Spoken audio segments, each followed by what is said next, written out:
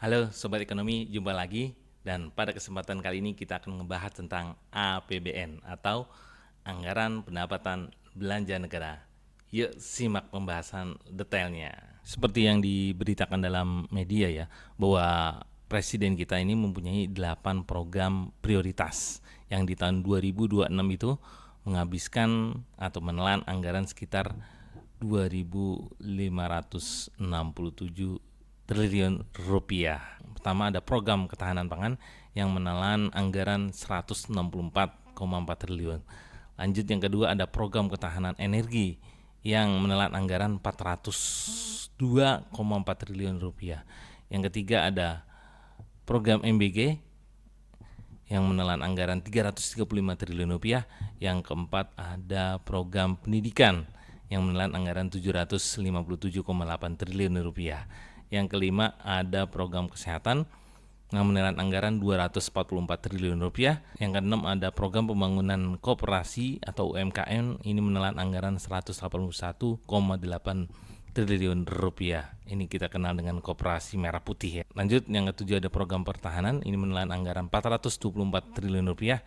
Dan yang kedelapan ada program akselerasi investasi dan perdagangan global, ini menelan anggaran 57,7 triliun rupiah. Angka sebesar 2.567 triliun rupiah ini ada di dalam APBN atau Anggaran Pendapatan Belanja Negara. Jadi bisa kita simpulkan ya bahwa APBN ini sangat menentukan jalannya sebuah negara itu bisa berjalan dengan baik atau tidak. Maka dari itu kita sebagai warga negara penting ya mengetahui APBN itu. Kita mulai pembahasannya dari definisinya dulu ya. APBN adalah rencana keuangan tahunan pemerintah negara Indonesia yang disetujui oleh DPR. Ya, berikutnya kalau kita lihat peristiwa ke belakang ya, waktu itu pernah terjadi demo besar-besaran ya di depan gedung DPR, yang demonya itu salah satunya menuntut berkaitan dengan rencana APBN, khususnya dalam hal tunjangan anggota DPR saat itu dianggap besarannya sangat fantastis. Dari definisi APBN tadi,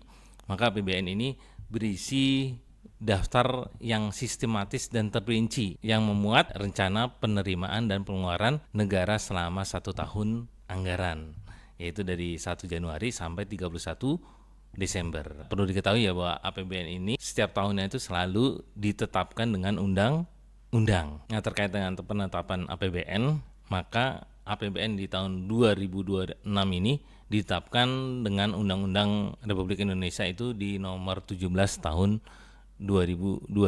Ya, selanjutnya kita merujuk pada pasal 12 Undang-Undang nomor 1 tahun 2004 tentang perbendaharaan negara.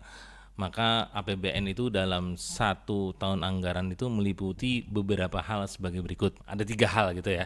Yang pertama adalah hak pemerintah pusat yang diakui sebagai penambah nilai kekayaan. Nah, ini bahasa mudanya adalah penerimaan atau pendapatan. Berikutnya ya, APBN itu meliputi kewajiban pemerintah pusat ya yang diakui sebagai pengurang nilai kekayaan. Nah, ini bahasa sederhananya adalah pengeluaran. Lanjut, APBN juga meliputi penerimaan yang perlu dibayar kembali dan atau pengeluaran yang akan diterima kembali, baik pada tahun anggaran yang bersangkutan atau pada tahun anggaran yang sama maupun pada tahun-tahun anggaran berikutnya. Nah, ini perlu diketahui ya bahwa semua penerimaan dan pengeluaran negara itu tidak masuk ke rekeningnya Pak Presiden gitu ya, tapi semua penerimaan dan pengeluaran negara itu dilakukan melalui rekening kas umum negara, dan ini berdasarkan pada pasal 12 ya ayat 2 Undang-Undang nomor 1 tahun 2004. Nah, kalau ngomongin APBN itu berlaku 1 tahun anggaran. Nah, sekarang apa sih tahun anggaran itu ya? Nah, tahun anggaran adalah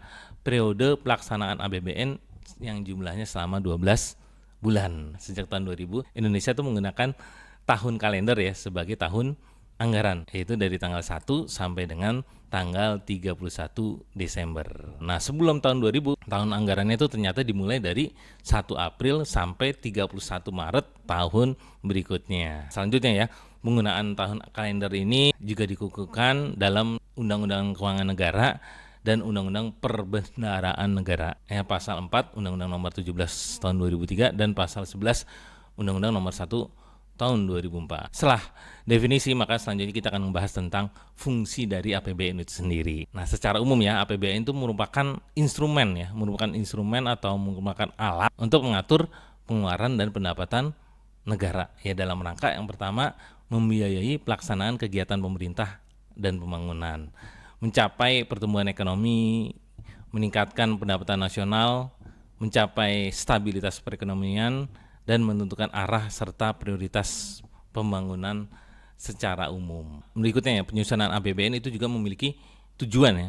Tujuannya itu sebagai pedoman pengeluaran dan penerimaan negara. Yang ini dilakukan ya agar terjadinya keseimbangan yang dinamis gitu ya dalam melaksanakan kegiatan kenegaraan ya, yang tujuannya yaitu untuk meningkatkan produksi, meningkatkan kesempatan kerja gitu, sehingga ujungnya bisa meningkatkan pertumbuhan ekonomi. Lanjut ya, berdasarkan Undang-Undang Nomor 17 Tahun 2003 Pasal 3 dikemukakan tentang fungsi APBN yang terdiri dari 3 fungsi ya. Apa aja?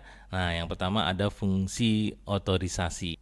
Nah, fungsi otorisasi itu apa maksudnya? Ya, fungsi otorisasi itu maksudnya ya, anggaran negara atau APBN itu menjadi dasar gitu ya untuk melaksanakan pendapatan dan belanja pada tahun yang bersangkutan. Jadi setiap kegiatan yang berdasarkan dari APBN itu dapat dipertanggungjawabkan karena berlandasan hukum. Jadi ketika ya sebuah instansi pemerintah itu melaksanakan pendapatan dan belanja yang berdasarkan APBN, maka ini tidak bisa disalahkan. Walaupun mungkin kadang ada sebuah institusi yang melaksanakan pengeluaran itu terkesan manfaatnya sangat kurang bagi kita. Nah, contoh nyatanya untuk jalan tol layang itu kan kalau kita lihat sehari-hari cenderung sepi gitu ya. Maka kita mungkin berpendapat pengeluaran pembangunan infrastruktur ini itu terkesan sia-sia karena manfaatnya hanya sedikit yang merasakan.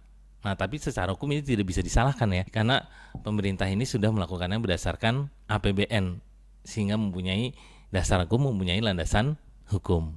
Lanjut ya, berikutnya ada fungsi APBN yang namanya fungsi perencanaan. Gitu.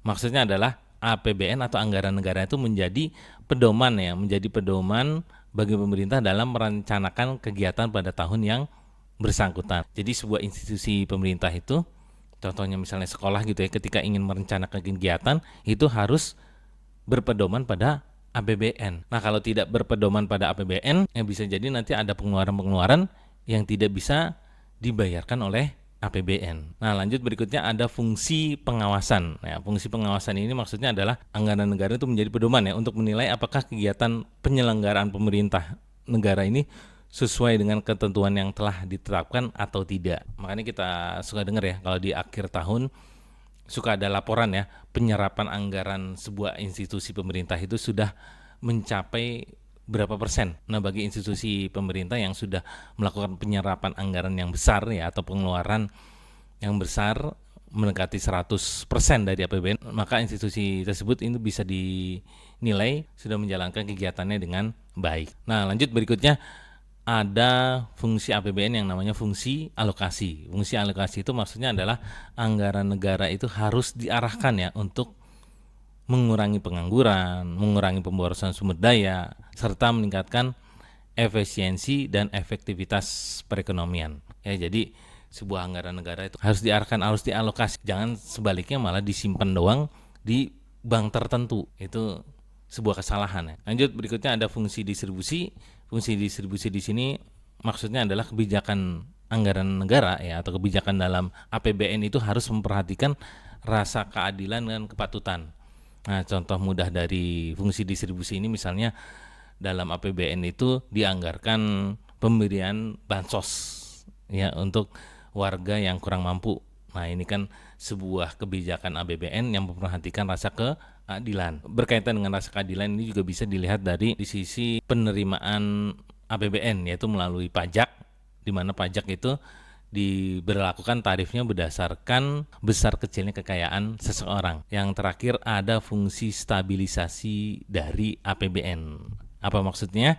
Fungsi stabilisasi itu artinya ya, anggaran pemerintah atau APBN itu menjadi alat ya untuk memelihara dan mengupayakan keseimbangan fundamental perekonomian.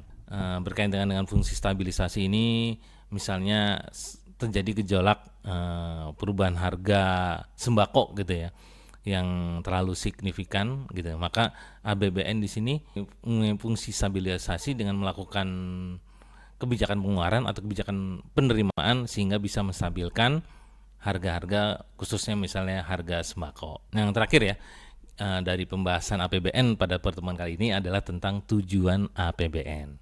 Nah, secara umum ya, tujuan APBN itu ada dua.